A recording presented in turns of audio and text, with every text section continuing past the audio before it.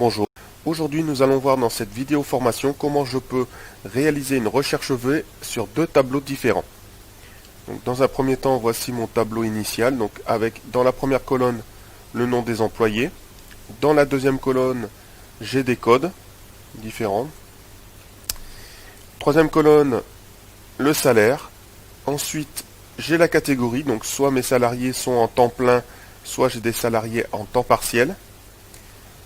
Ensuite, j'ai une colonne avec augmentation, donc en pourcentage, et j'ai le salaire, donc qui sera révisé suite à l'augmentation. Donc, pour savoir quel est le pourcentage d'augmentation du salaire, cela dépend si c'est des temps pleins ou des temps partiels, et par rapport à leur code. Donc ici, j'ai deux petits tableaux, où j'ai un premier tableau donc, pour les temps pleins, où on retrouve le code 1, 2, 3, 4, 5, donc, par rapport à ce que j'ai dans la colonne B, et le taux et le pourcentage négocié d'augmentation.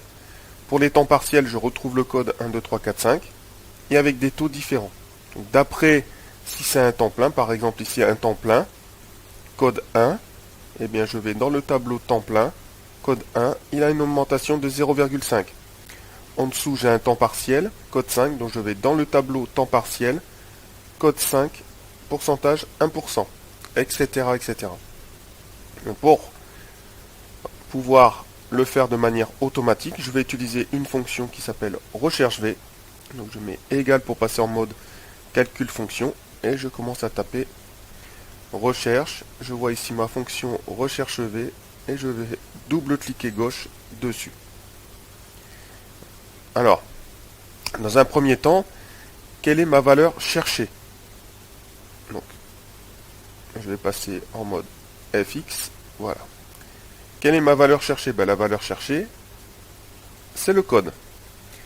Et je vais chercher où ce code? Je vais le chercher pour un temps plein dans la partie temps plein, si c'est un temps partiel, dans la partie temps partiel. Donc pour pouvoir différencier les deux, j'ai la catégorie.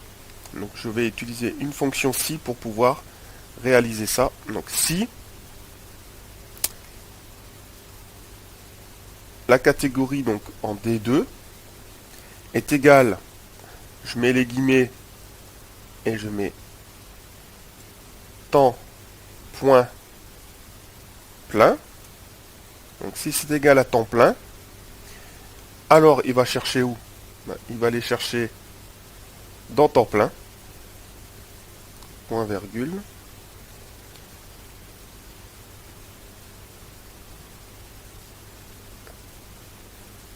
Sinon,